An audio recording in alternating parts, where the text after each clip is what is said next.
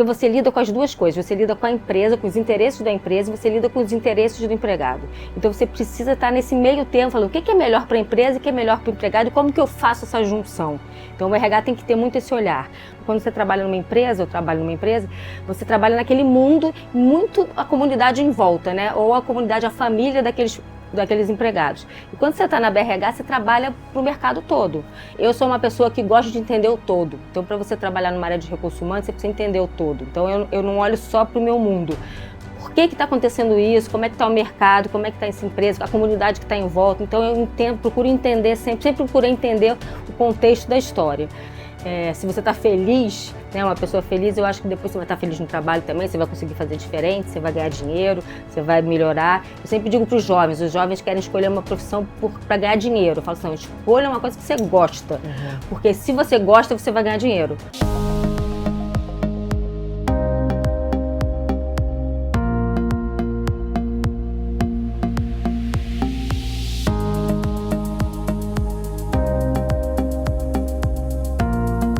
Ela tem mais de 25 anos de experiência em RH. Desde 2013, lidera o RH da FQM, com foco em transformação estratégica, liderança, cultura e comunicação. É membro do Conselho da ABRH Brasil e do Conselho de RH da CRJ e atual presidente da ABRH Rio. Eu tenho o prazer de receber hoje, aqui no Identidade de Sucesso, Renata Filardi. Renata, que prazer te receber no Identidade de Sucesso. Obrigada, eu que agradeço. Seja bem-vinda. Pra gente começar, Renata por Renata. Nossa, Renata por Renata. Bom, eu tenho 53 anos, eu sou inglesa, mas foi um acidente, porque meu pai estava trabalhando lá na Inglaterra, então eu sou inglesa, mas eu digo que eu sou uma inglesa com um coração baiano, com um coração carioca e a alma baiana. Se eu pudesse, eu morava na Bahia. Comecei a estudar engenharia, detestei, aí fui para economia e na economia acabei caindo na área de recursos humanos, foi aí que eu desenvolvi a minha carreira toda na área de recursos humanos. Hoje eu sou casada há quase 30 anos, 2 filhas, uma de 24 e uma de 23, e eu trabalho muito e também remo muito. Então eu acordo 4 horas da manhã para fazer canoa havaiana aqui no mar do Rio de Janeiro, basicamente sou eu. Ou em finais de semana eu gosto de um Netflix, gosto de um churrasco, enfim. Mas está sempre em atividade, pelo visto. Estou sempre em atividade. Legal. E como é que foi chegar à presidência da BRH Rio? Bom, a BRH Rio é voluntariado, né? Então eu já estou na BRH Rio há uns 15 anos. E aí você começa trabalhando, é uma cachaça, porque você vê as coisas acontecerem, né? Quando você trabalha numa empresa, eu trabalho numa empresa, você trabalha naquele mundo, muito a comunidade em volta, né? Ou a comunidade, a família daqueles empregados. E quando você está na BRH, você trabalha para o mercado todo. Então isso é bacana você ver acontecer. Aí você trabalha com pequena empresa, com grande empresa, média empresa, pessoas que estão começando, pessoas que já estão na diretoria, por exemplo. Então é bacana ter esse olhar um pouco mais amplo do voluntariado. É legal que você você começa a conectar os diferentes portos, os diferentes segmentos, e consegue ter uma visão geral do que está acontecendo na RH. E aí a gente consegue ajudar um pouco mais, porque, por exemplo, eu trabalho em empresa grande, então a empresa grande já tem uma grande estrutura. Então quando você pega essas empresas menores, você pode fazer um pouco mais por elas, né?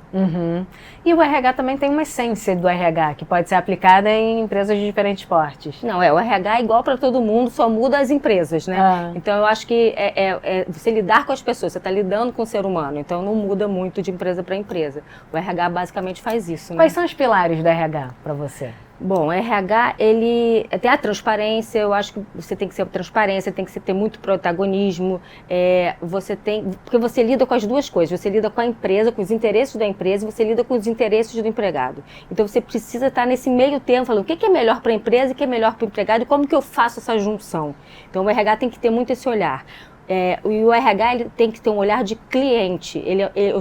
As pessoas, as áreas e as pessoas são os meus clientes. Então, muitas vezes o RH ele quer impor regras ou impor coisas diferentes que não faz parte daquele contexto. Então, eu acho que isso é muito importante para quem trabalha em recursos humanos. Você tem que escutar o seu cliente, seja a empresa, seja o funcionário. E achar um meio termo aí que todo mundo fique feliz, né? Muito bom. Você está fazendo 1 ano à frente da BRH Rio? Nem um ano ainda, começamos em janeiro. Em janeiro, tá. Então tem 6 meses, 6 é bem meses, recente. Exato. Hoje, como é que você enxerga as principais pautas do RH? Bom, hoje você tem várias pautas no RH que estão na mídia. Então, a gente pode falar de diversidade, a gente pode falar de IA, a gente pode falar de saúde mental, liderança, porque a liderança eu acho que é um pilar muito importante, porque ele passa em todos os outros pilares, porque o gestor é a empresa para o funcionário. Então, o gestor tem que ser muito bem treinado, tem que ser uma liderança muito boa para que você possa equilibrar tudo isso na cabeça, vamos dizer assim, do colaborador, entendeu? Como é que vocês estão enxergando a liderança hoje? Eu acho que é um tema complexo, porque normalmente você quer ser líder hoje porque você quer ganhar mais dinheiro. Né? Aqui no Brasil, normalmente, quando você é promovido a um gestor, é porque você vai ganhar, você tem um aumento salarial. E aí a gente, às vezes, entra na liderança ainda com a cabeça do técnico, daquele especialista no que você fazia, porque você foi promovido porque você era um bom especialista, e não porque você era gestor. E aí você tem que aprender. Então, é no dia a dia que você aprende a ser gestor. Quem pensou que a gente ia passar numa pandemia? Eu, como RH, nunca passei numa pandemia. Então, para mim, quando teve a pandemia, foi tudo novo. Eu aprendi no dia a dia. As pessoas começaram a ter problema de saúde mental, a gente teve home office, então coisas que a gente nunca tinha vivido antes, que a gente passa a viver como gestor, ou como RH, ou como liderança. Então, o líder, ele precisa ter essa abertura para aprender, uma escuta muito ativa, porque ele tem que estar olhando para todos os lados, e uma observação, quer dizer, uma observação também muito importante, porque aí ele vai estar olhando o que está acontecendo com o seu colaborador, não só no dia a dia de trabalho, mas a família, porque hoje em dia você não pode mais separar, né? Antigamente você falava, quando eu vou para o trabalho eu giro a chave e vou trabalhar. Saio do trabalho, giro a chave e vou pro meu pessoal. Não existe isso, o CPF, né? E o CNPJ, exatamente, era famosa essa. Não existe. Então você é uma pessoa só. Então você traz seus problemas de casa e você leva seus problemas de trabalho para casa. Então você precisa, como gestor, estar olhando isso muito, muito afinco. Mas essa questão da liderança, então, tem sido uma pauta para vocês? Sempre. Líderes despreparados. Acho que esse sempre vai ser uma pauta da área de recursos humanos, porque sempre a gente vai ter que estar olhando para esses cenários que cada vez mudam mais, então a gente vai estar sempre aprendendo. Então, o líder entrou, é um bom líder, nunca vai ser sempre um bom líder. Ele vai estar sempre aprendendo, se desenvolvendo, escutando, conhecendo coisas novas, olhando para outros mercados. E o que as empresas têm feito para sanar essa questão crítica da liderança? Muito mais do que treinamento, botar todo mundo numa sala, que é bom, que é relevante também, você fazer palestras, fazer treinamentos, mas trabalhar o indivíduo. Então, cada vez mais, qual é a necessidade que a Renata tem e o que eu preciso trabalhar na Renata para que ela seja um líder melhor. Ao invés de botar todo mundo numa sala e eu vou fazer uma coisa muito mais rara, vamos dizer assim, muito mais artificial, e as pessoas não vão levar aquilo para dentro. Então, quando eu trabalho individualmente, faço um assessment, eu faço um coach, onde eu estou diretamente com aquela pessoa, eu consigo trabalhar o que ela precisa desenvolver. Essa falta da boa liderança, ela tem repercutido em situações que estão cada vez mais comuns. A questão da saúde mental, por exemplo, que é um dos temas cruciais do RH. E teve a NR1 que acabou sendo postergada. Ela foi postergada porque as empresas não estavam preparadas para... Na verdade, as empresas ainda não estão preparadas, porque é complexo você falar da NR1, você falar de saúde mental. Como é que você faz esse mapeamento? Então, você tem que olhar todos os seus processos dentro de uma organização e ver como é que eles se interligam para você entender no momento que eu entro na empresa, que eu faço um admissional, quais são os riscos que aquela pessoa, aquele ser humano, aquele indivíduo traz para a minha organização, que ele vai ter. Cada pessoa é única. Então são diversos riscos. Então as empresas hoje precisam de mais tempo, inclusive, para conseguir mapear e ter uma discussão maior. Acho que tem que ter mais um bate-papo para a gente entender como é que vai funcionar isso. Porque é complexo. Aquilo que eu estava falando, a gente não consegue separar a pessoa do profissional. Então eu posso trazer problemas de casa. E como é que eu digo que se é de casa esse problema ou se foi o trabalho que causou esse problema? Eu tenho que estar muito bem mapeado para eu poder entender o cenário que as pessoas estão vivendo.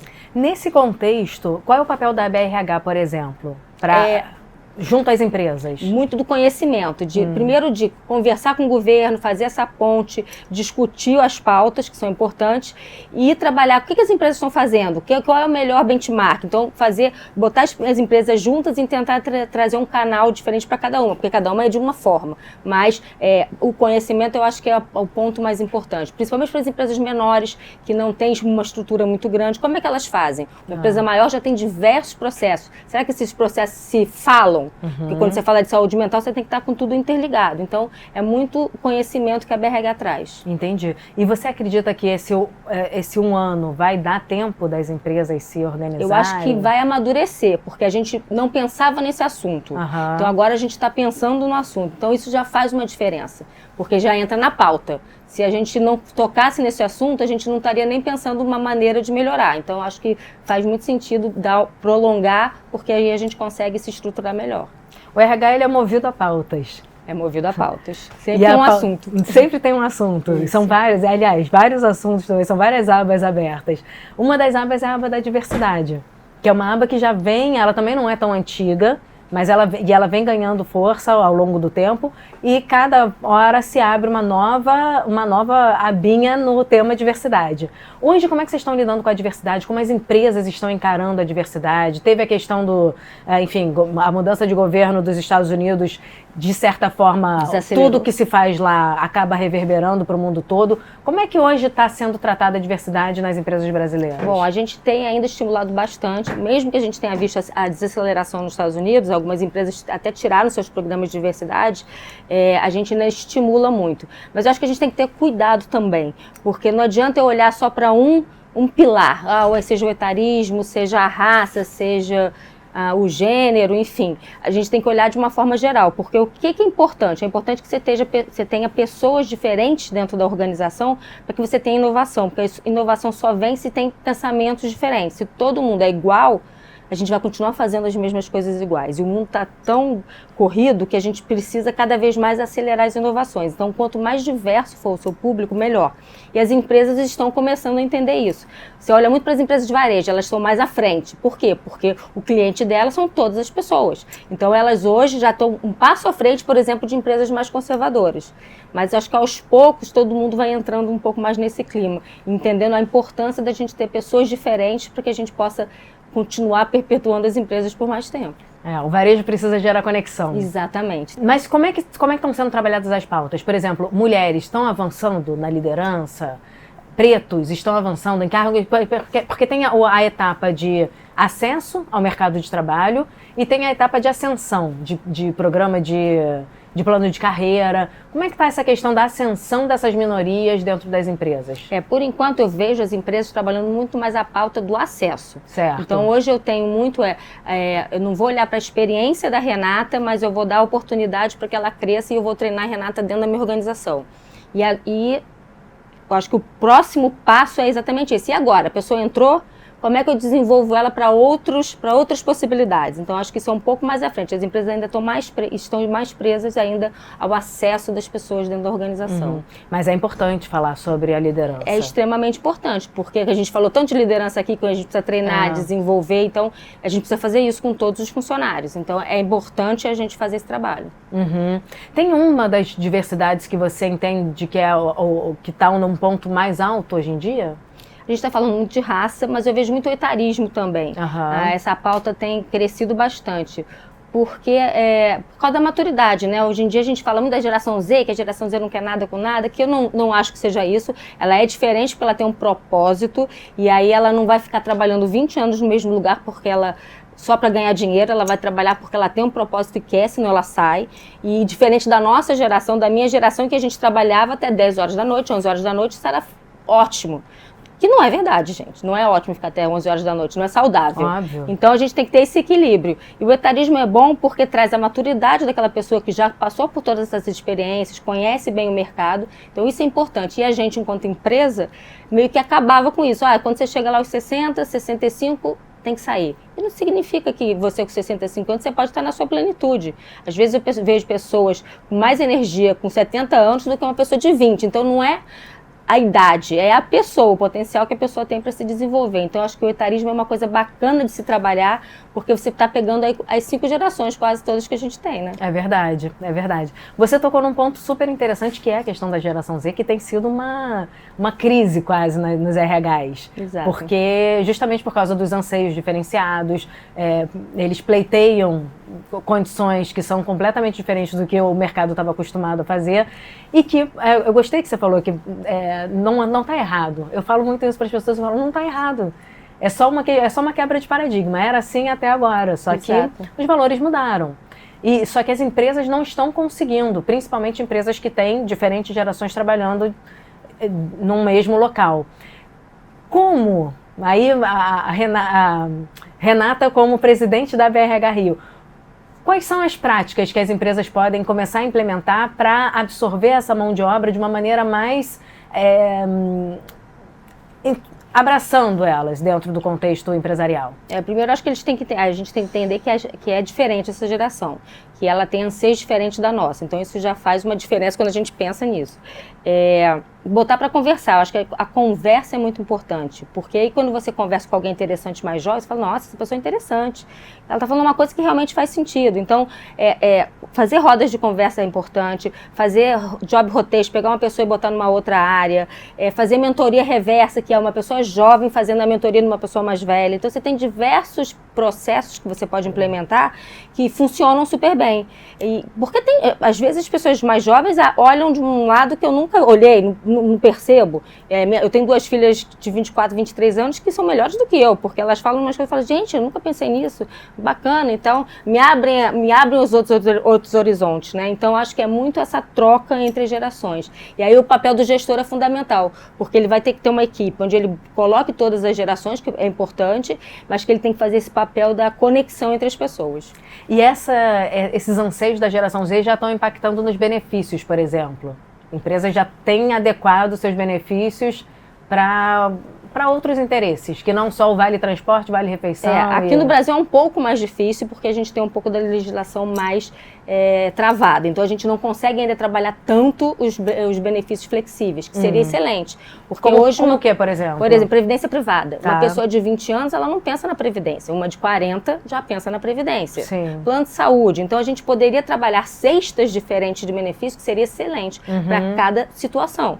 Mas hoje a gente ainda não consegue fazer todo esse trabalho ainda porque é por causa da legislação brasileira que a gente tem. Mas seria fundamental. Home office, tem home office, não tem home office, um benefício de previdência, um benefício de saúde, ticket, tem gente que gosta do ticket de refeição e o outro gosta do ticket de alimentação. Então você tem diversos processos que cada um olha de um jeito. Tem empresa que dá pet, né, benefício para o pet, tem outros que dão benefício de, por exemplo, fertilização é um ponto que se fala bastante, algumas empresas já têm esse benefício, outras não têm capacidade. Então, como é que a gente faz com que as empresas sejam competitivas nos segmentos diferentes, né? E tem pelo menos eu vejo parte das empresas já migrando para uma questão de saúde, Gym Pass, usando yoga, enfim, meditação, privilegiando também tempo livre, essas coisas. Você percebe isso? Percebo bastante. Meditação é uma coisa que tem acontecido bastante. O Gym Pass, que agora é o Hub, também acontece muito, então as empresas estão olhando para esse lado. Mas o que eu acho que é importante a gente frisar, que não pode ser um modismo. Você tem que realmente mapear quem são as pessoas da sua empresa para entender que benefício eu posso oferecer. Porque pode ser que eu seja uma empresa que o Hub não seja tão interessante e um outro benefício seja mais interessante. Então eu preciso realmente conhecer aquele meu grupo para saber o que oferecer para ele. Legal você ter falado da fertilização, porque uma outra pauta do RH é a questão da licença paternidade. Exato. Como é que está essa questão de licença paternidade hoje? Algumas empresas já estão aumentando, tem umas empresas que dão 15 dias, outras empresas já dão mais de um mês. Algumas mais assim, inovadoras já fazem um período maior, quase o mesmo período que a mãe, ou você pode dividir também, né? Você pode escolher a mãe ficar um período e o pai ficar outro período. Mas a grande maioria ainda utiliza da mesma forma, que são os 6 meses da licença maternidade e os 15 dias da licença paternidade. Mas eu acho que é importante mesmo ter essa divisão da escolha, porque hoje a gente tem vários tipos de famílias diferentes. A gente tem famílias com 2 homens, famílias com 2 mulheres, e aí quando a gente fala de licença maternidade, licença paternidade. Na verdade, eu tenho 2 pais ou 2 mães. Como é que eu faço isso? Quem tira a licença, né? Então, eu acho que é um papo que a gente tem que ter muito ainda para poder entender como é que o mercado está funcionando e a gente fazer diferente.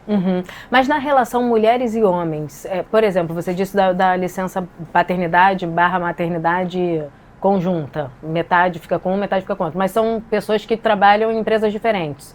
Como é que funciona isso? Pode acontecer, você pode trabalhar. Eu, Renata, eu acho que para mim é importante os 3 primeiros meses, porque eu vou amamentar. O pai não amamenta. Então, esses 3 primeiros meses eu vou estar de licença, depois eu volto a trabalhar e meu marido fica de licença. Tá, então, você pode dividir, uma decisão do casal, como Perfeito. dividir. Tá, mas não necessariamente ele vai conseguir essa licença de 3 meses na empresa dele. Não necessariamente, você vai ter que negociar, mas ainda hoje as empresas estão bem fechadas. Estão bem fechadas. Tipo de estrutura. E para essa situação que você colocou de famílias com 2 pais, com 2 mães? Aí as empresas já estão mais abertas. Algumas já dão 6 meses para os 2. Tá. E aí isso é bacana, porque aí, quem vai ter a licença? Você escolhe, vai ser qual pai vai ter licença ou qual mãe vai ser a licença. Então, eu acho que as empresas estão ficando com a cabeça mais aberta. Isso é bacana, entendendo que as pessoas são diferentes, que as famílias mudaram, que a estrutura é diferente e a gente precisa se modernizar. Então, eu acho que o grande ponto também do RH, que ele precisa estar muito atento, é isso.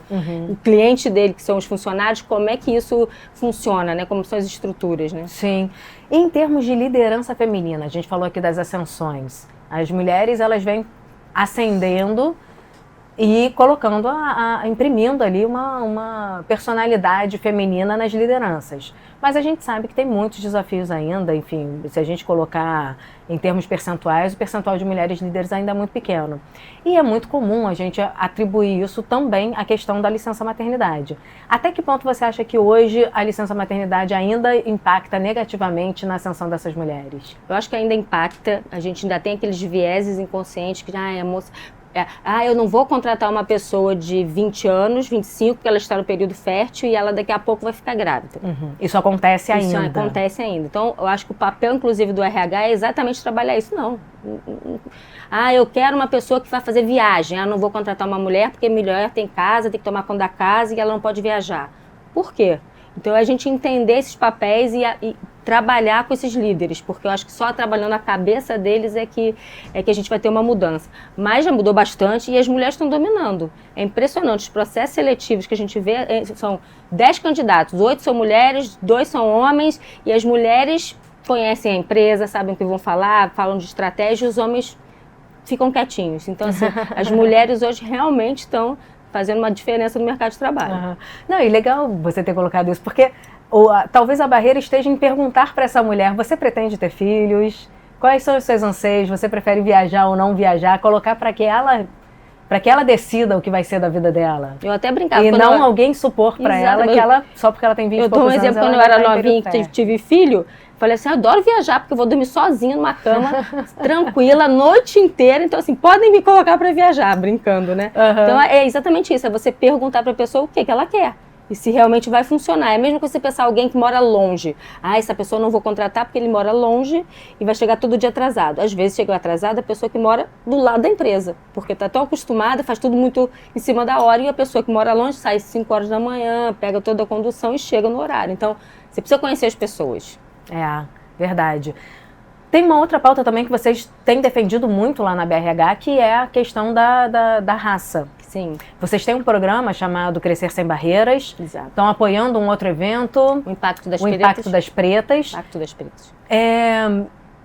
Como é que vocês estão enxergando essa questão da raça? E eu acho que isso a gente tem que abrir dentro das empresas. Então, esse programa Crescer Sem Barreiras é referente a treinar as pessoas que já estão hoje nas organizações na área de recursos humanos para ser um futuro líder. Trazer essas pessoas para o nível de liderança, porque a gente ainda vê muito eles ainda no nível de analista. Então, a ideia é, vamos trabalhar para que eles tenham um olhar mais estratégico, mais abrangente, para que eles entendam o negócio, para que eles possam crescer dentro da carreira. Então, eu acho isso muito bacana, porque você tem que dar essa abertura para que as pessoas cresçam. E a gente tem visto muita gente vindo, então isso é bem interessante, como as pessoas estão interessadas e as empresas também. Então eu vejo empresa que liga pra gente e fala, eu quero botar todos os meus colaboradores no seu programa. E também eu tenho a pessoa física que quer entrar no programa para se desenvolver. Então, você está olhando o lado da empresa e você também está olhando o lado do profissional. Isso é bem bacana. Todos eles ficam recebem o mesmo tipo de orientação. Exatamente. E o mesmo tipo de Exatamente. São vários estudos conteúdo. De casa, são vários conteúdos, são vários programas. E aí se trabalha muito como você vai poder olhar, como você vai poder ser um líder no futuro, né?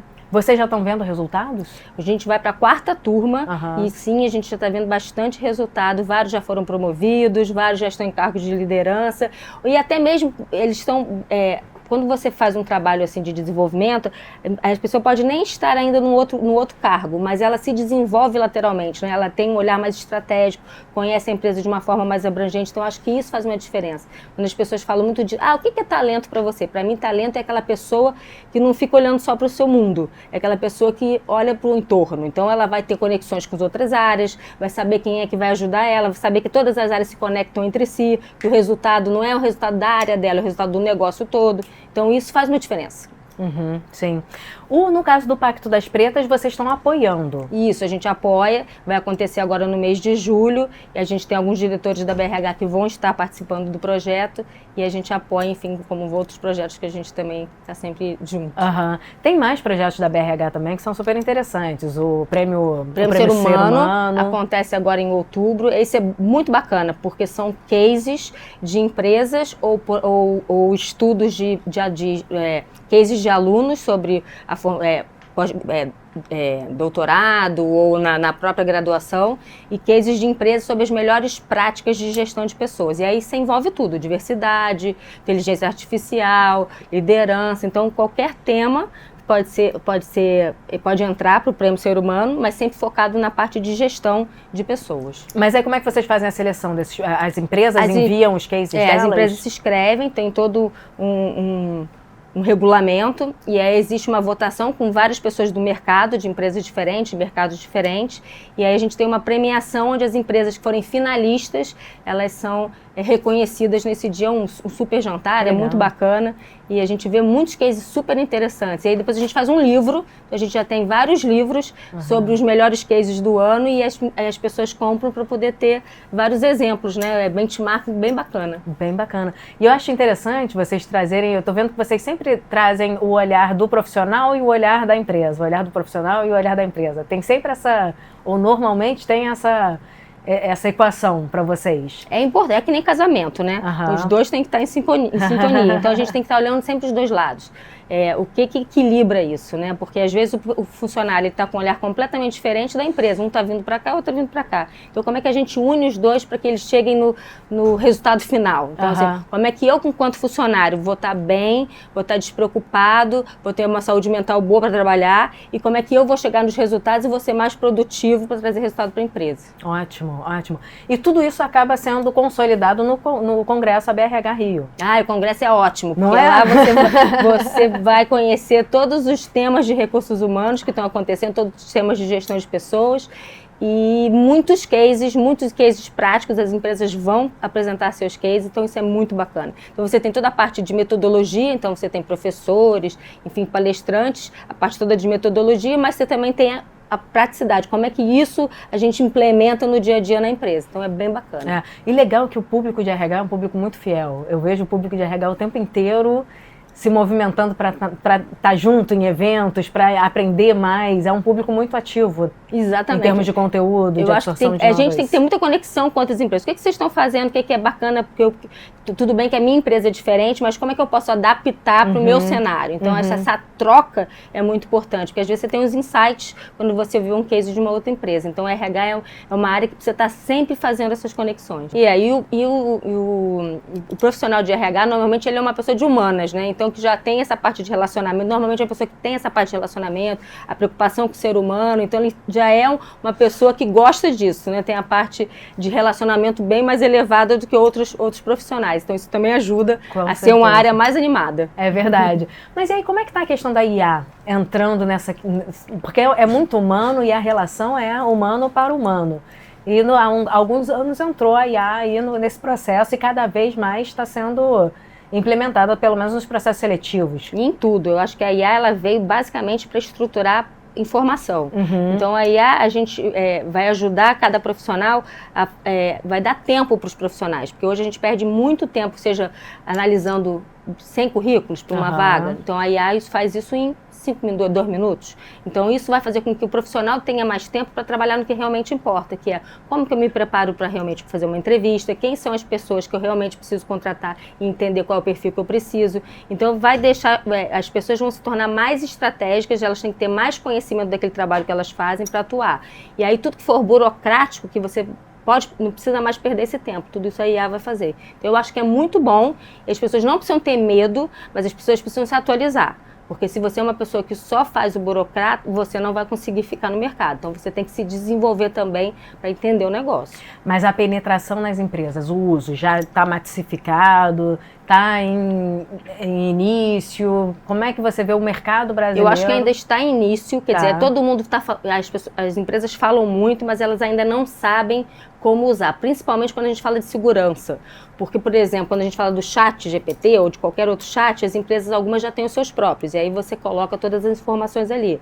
Mas você também pode entrar num chat aberto e botar as informações da sua empresa. Então, as empresas ainda estão pensando muito como é que a gente estrutura isso para não perder as informações que são confidenciais, para o funcionário entender a importância de que, olha, você pode usar o chat interno, mas você não pode usar o chat externo. Se você botar alguma informação confidencial da empresa, o mercado inteiro, o mundo inteiro, vai saber. Então, as empresas ainda estão sendo bem cuidadosas, já estão dando um passinho de cada vez para poder implementar a IA dentro das suas organizações. Mas é sem retorno.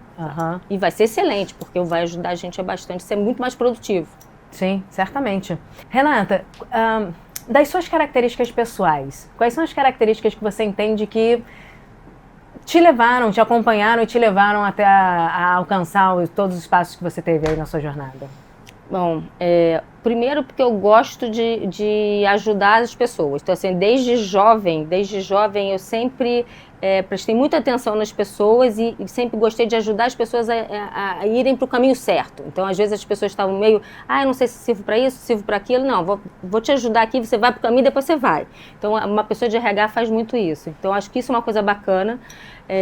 Eu sou uma pessoa que gosta de entender o todo. Então, para você trabalhar numa área de recursos humanos, você precisa entender o todo. Então, eu não olho só para o meu mundo.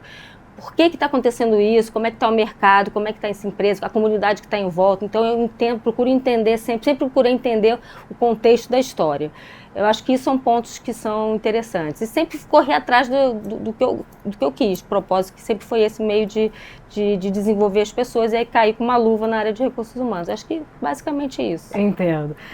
Você falou logo no começo da nossa entrevista que você rema de manhã, todos os dias de manhã. Então, já sei que não, esse todos os dias não. Não? Quantos dias? 4h30 da manhã não dá para remar todos os dias. Então, eu remo 3 vezes por semana. Mas nesse frio tá indo também? Também. Hoje eu tinha que ir, mas eu não fui. Tá. Mas eu vou, firme e forte, porque eu também faço competição, tem campeonato brasileiro, campeonato estadual, eu adoro. Olha, que legal. Então, eu quero saber, além desse hábito, quais são os hábitos que a Renata pratica no dia a dia dela para manter a alta performance? O remo é uma coisa muito bacana, porque ele desestressa e você não pensa em nada quando você está remando. Então, é uma forma de você aliviar o estresse do trabalho. Isso é muito bom. Você tem que assistir muito, conversar muito com as pessoas. Você tem que estar muito perto das pessoas para entender o que está acontecendo, o que as pessoas querem, qual é o anseio. A geração Z para a geração X, para Y, para, enfim, entender como é que as pessoas estão lidando. Então, eu acho que estar em eventos, andar na empresa. Eu acho que assim, o RH ele não pode ficar sentado na sua cadeira o tempo inteiro. Ele tem que estar conversando com as pessoas. Não fisicamente, você pode pegar o telefone, ligar, fazer uma vídeo e tal, mas você tem que estar sabendo o que as pessoas estão sentindo, o que as pessoas precisam, como é que eu conecto uma área com a outra. Então, o RH faz muito esse papel. Eu acho que isso é importante. Mas digo da Renata, hábitos. Hábitos? Bom, do remo, eu acho que festa, evento, coisa assim, eu gosto de estar junto, dançar, estar junto. Gosto muito de assistir filme, série, essas coisas todas, que também é um momento não só de relaxamento, mas é também um momento de entender o que está acontecendo nesse mundo, para onde que a gente está indo, o que as pessoas estão pensando de uma forma geral. Acho que basicamente é isso, nada tão diferente do que a gente faz, não. Sucesso para Renata é? Ai, gente, ter minha família feliz, gente. Para mim, isso é o maior sucesso que eu tenho. Hoje eu tenho 2 filhos, um marido, óbvio, um pai e mãe, enfim, que já faleceram, irmã. Mas eu acho que quando você tem sua família estruturada, tá todo mundo bem, tá todo mundo indo no caminho certo, eu acho que isso para mim é o mais importante. O resto vem como consequência. Se você tá feliz, né, uma pessoa feliz, eu acho que depois você vai estar feliz no trabalho também, você vai conseguir fazer diferente, você vai ganhar dinheiro, você vai melhorar. Eu sempre digo para os jovens querem escolher uma profissão para ganhar dinheiro. Eu falo assim, escolha uma coisa que você gosta, porque se você gosta, você vai ganhar dinheiro. Porque é a consequência do trabalho. Se você vai para uma coisa que você não gosta achando que vai ganhar dinheiro, você vai ser medíocre naquilo. Então, você tem que fazer aquilo que você gosta. Legal, legal. Renata, obrigada pela entrevista. Obrigada a você.